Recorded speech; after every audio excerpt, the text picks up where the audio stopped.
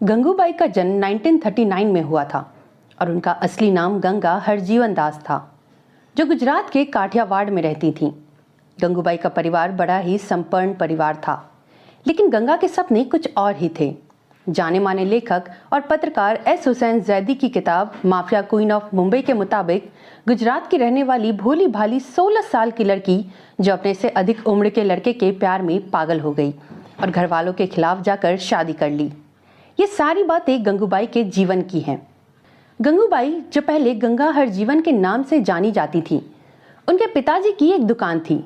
उस दुकान पर उनके पिताजी ने एक नया अकाउंटेंट रखा था। वो अकाउंटेंट बम्बई रह चुका था। अकाउंटेंट का नाम रमनिक लाल था।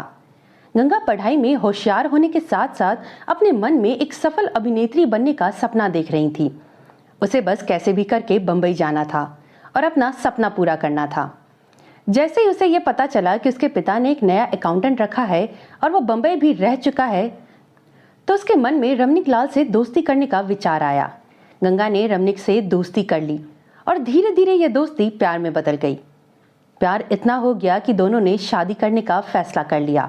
जब गंगा ने अपने पिता को यह बात बताई कि वो और रमनिक दोनों आपस में शादी करना चाहते हैं, तो उनके पिताजी ने साफ शब्दों में मना कर दिया। इस वजह से दोनों ने भागकर शादी करने का फैसला कर लिया। शादी के बाद दोनों भागकर बम्बई चले गए। यह वही जगह है जहां गंगा अपना सपना पूरा करने के लिए कब से आना चाहती थी और वह शादी करके बम्बई में थी। उसे तो यकीन ही नहीं हो रहा था। दोनों बम्बई तो भागकर आ गए थे, लेकिन आगे पूरी जिंदगी निकाले कैसे? हाथ में नौकरी नहीं और रहने को छत नहीं, तो रमनिक ने केवल 500 रुपए में अपनी पत्नी गंगा को मुंबई के एक मशहूर रेड लाइट एरिया कमाठीपुरा के एक कोठे वाली को बेच दिया।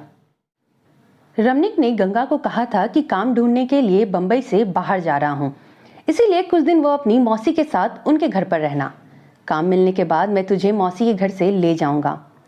रमनिक ने जो कहा गंगा वैसे वैसे करती रही।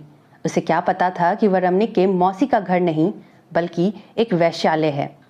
कुछ दिन रहने के बाद उसे पता चल गया कि रमनिक उसे कभी भी लेने नहीं आएगा। अब इस हालत में वो अपने गांव भी नहीं जा सकती थी। फिर बेमन से रहने वाली गंगा ने इस वैश्यालय को ही अपना घर मान लिया। जब से गंगा उस कोठे पर आई थी तब से ही वह चर्चे में थी। उसे वहां सब गंगू कहकर बुलाते थे।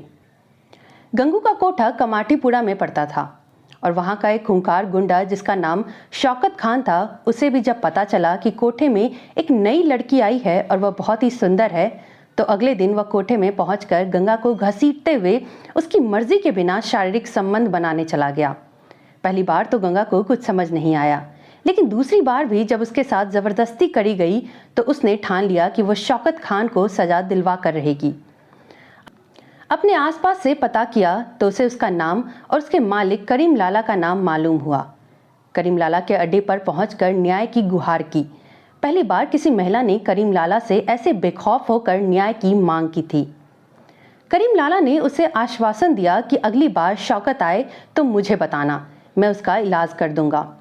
इस आश्वासन पर गंगा ने करीम लाला के हाथ में एक धागा बांधकर उसे अपना भाई बना लिया। तीसरी बार जब शौकत कोठे पर आया तो करीम लाला भी खबरी की खबर सुनकर पहुंच गया था। करीम ने शौकत को इतना मारा कि वह अधमरा हो गया। साथ में यह ऐलान कर दिया कि गंगू मेरी मुंह बोली बहन है, इसके साथ किसी ने भी आज के बाद जबरदस्ती की तो अपनी जान गंवा बैठेगा। उस घटना के बाद से गंगू गंगूबाई बन गई। गंगूबाई का दबदबा इतना हो गया कि कमाठीपुरा का वो कोठा उसके नाम कर दिया गया।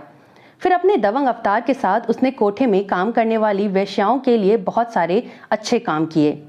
गुंडे उस कोठे पे आने से डरते थे। वेश्याओं के बच्चे को पढ़ाने का जिम्मा लिया। बिना अपनी मर्जी के आई लड़कियों को वह अपने कोठे पर नहीं रखती थी। कोठे पर रहने वाली लड़कियों के लिए गंगूबाई गंगू माँ थी। उनके हक की बात करने के लिए उस समय के प्रधानमंत्री जवाहरलाल नेहरू से भी मिली थीं। गंगूबाई का दबदबा इतना था कि कमाठीपुरा में कोई भी काम उसके पूछे बिना नहीं होता था। फिर गंगूबाई ने राजनीति में उतरने का सोचा। उसका भाषण सुनने के लिए पूरा आजाद मैदान भर गया था और 1960 के सभी अखबारों के फ्रंट पेज पर उनके भाषण का कवरेज था। आज भी किसी भी कोठे में चले जाएंगे तो गंगूबाई की तस्वीर जरूर मिलेगी, क्योंकि वहां रहने वाले लोग उन्हें अपना भगवान मानते हैं। जब गंगूबाई की मृत्यु हुई तो पूरे भारत के कोठे में मातम छा गया था। आपको बता दूं कि गंगूबाई के जीवन पर आधारित फिल्म गंगूबाई काठियावाड़ी 25 फरवरी यानी कि आज सिनेमाघरों में रिलीज हो चुकी है।